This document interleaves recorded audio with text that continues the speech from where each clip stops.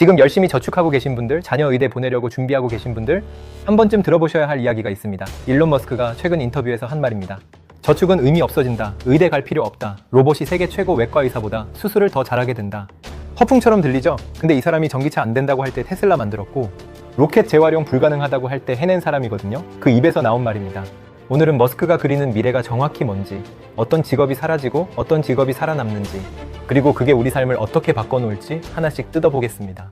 발언의 출발점부터 짚어보죠. 최근 인터뷰에서 이런 말이 나왔습니다. 2030년이면 AI가 전 인류의 지능을 합친 것보다 더 뛰어나게 될 거라고 확신한다고요. 전 인류입니다. 지금 지구에 살고 있는 80억 명 전부를 말하는 거예요. 노벨상 수상자들, 세계 최고의 의사들, 변호사들, 과학자들, 이 사람들 머리를 전부 합쳐놓은 것보다 AI 하나가 더 똑똑해진다는 겁니다.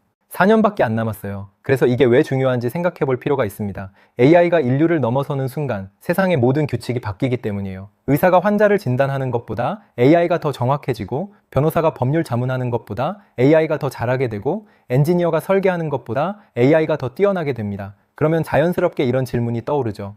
인간은 뭘 하느냐? 바로 여기서 저축무용론이 나옵니다. 앞으로 10년에서 20년 사이에 은퇴 자금을 모으는 건 의미가 없어질 거라는 주장이에요. 쉽게 말하면 저축하지 말라는 겁니다. 노후 대비하지 말라는 거예요. 우리가 어릴 때부터 뭐라고 배웠는지 생각해 보세요. 열심히 일해서 돈 모으고 노후를 준비하라고 배웠잖아요. 국민연금 들고, 개인연금 들고, 적금 붓고, 그게 평생의 상식이었습니다. 근데 지금 세계 최고 부자가 그거 다 필요 없다고 말하고 있는 겁니다. 논리를 따라가 보면 이렇습니다. AI와 로봇이 모든 노동을 대신하게 되면 생산성이 폭발적으로 늘어납니다. 로봇이 공장을 돌리고 농사를 짓고 배송을 처리하면 생산 비용 자체가 바닥을 치게 돼요. 지금 100만 원짜리 물건이 10만 원이 되고 10만 원짜리가 1만 원이 되는 세상이 올 수 있다는 겁니다. 머스크는 이걸 풍요의 시대라고 표현했습니다. 말 그대로 물자가 넘쳐나는 시대예요. 그리고 이런 시대가 오면 정부가 국민들에게 돈을 나눠주게 된다고 합니다. 그냥 기본소득 수준이 아닙니다. 보편적 고소득이라는 표현이 나왔어요. 먹고 살 정도가 아니라 풍족하게 살 수 있을 만큼 지급한다는 개념이죠. 구조를 보면 이해가 됩니다. 로봇이 쉬지 않고 일해서 벌어들인 돈을 국민 전체가 나눠 갖는 거예요. 마치 석유 부국들이 국민들한테 오일머니를 나눠주는 것처럼요. 근데 그 규모가 비교가 안 되는 거죠. 여기서 더 나아간 이야기도 나왔습니다. 결국에는 돈이라는 개념 자체가 사라질 수도 있다는 거예요. 비유를 들어보면 물이 귀한 사막에서는 물이 돈이지만 물이 펑펑 쏟아지는 곳에서는 물의 값을 안 매기잖아요. 모든 물자가 넘쳐나면 굳이 돈으로 거래할 필요가 없어지는 겁니다. SF 영화에서나 보던 이야기 같죠? 여기까지는 먼 미래처럼 들릴 수 있어요.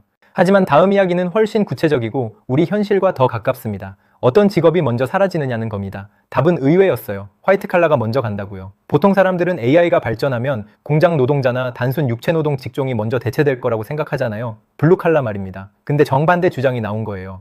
왜 그런지 설명을 들어보면 납득이 됩니다. 비트가 원자보다 먼저라는 표현이 나왔어요. 비트는 디지털 정보를 말하고 원자는 물리적인 물질을 말합니다. AI는 기본적으로 디지털 세계에서 작동하잖아요. 컴퓨터 화면 안에서 정보를 처리하고 문서를 만들고 코드를 짜는 거예요. 이건 AI가 당장 잘할 수 있는 영역입니다. 반면에 현실에서 뭔가를 손으로 만지고 들어올리고 조립하는 건 훨씬 어려워요.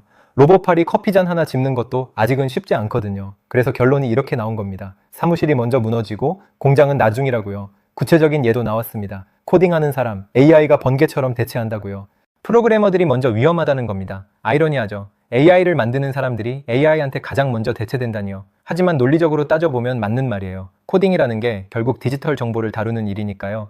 그 다음 차례는 회계사, 변호사, 금융분석가, 마케터, 번역가입니다. 전부 정보를 다루는 직종이에요. 컴퓨터 앞에 앉아서 문서 읽고 분석하고 보고서 쓰는 일들이죠. 여기서 충격적인 숫자가 하나 나왔습니다. 화이트 칼라 업무의 50%는 AI가 이미 대체할 수 있는 수준이래요. 지금 사무실에서 일하고 있는 사람들 2명 중 1명은 AI로 대체 가능하다는 뜻입니다. 그러면 반대로 안전한 직업은 뭘까요? 물리적인 일을 하는 직업은 훨씬 오래 살아남는다고 합니다. 배관공, 용접공, 전기기사, 요리사, 농부 이런 직업들이에요. 이유가 있습니다. 이 직업들은 현실 세계에서 손으로 뭔가를 만지고 조작해야 하거든요. 배관공이 좁은 천장 틈에 들어가서 파이프를 연결하는 거, 전기기사가 복잡하게 얽힌 전선을 정리하는 거, 이런 건 로봇이 따라 하기가 아직 어렵습니다. 현실 세계는 변수가 너무 많거든요. 집집마다 구조가 다르고 상황마다 다르고 예상 못한 문제가 계속 터져요. 아이러니하죠. 우리 사회에서 소위 말하는 고학력 전문직, 사무실에서 깔끔하게 일하는 사람들이 먼저 위험해지고 현장에서 땀 흘리며 일하는 사람들이 오히려 안전하다는 겁니다. 부모들이 자녀한테 보통 뭐라고 하는지 생각해 보세요. 공부 열심히 해서 좋은 대학 가고 사무실에서 편하게 일하는 직업 가지라고 하잖아요. 근데 그 조언이 10년 뒤에는 완전히 틀린 말이 될 수도 있다는 겁니다. 물론 영원히 안전한 건 아닙니다. 휴머노이드 로봇이 충분히 발전하면 결국 육체 노동도 대체된다고 해요. 다만 시간이 더 걸린다는 거죠. 화이트 칼라가 5년 안에 무너진다면 블루 칼라는 10년에서 15년 정도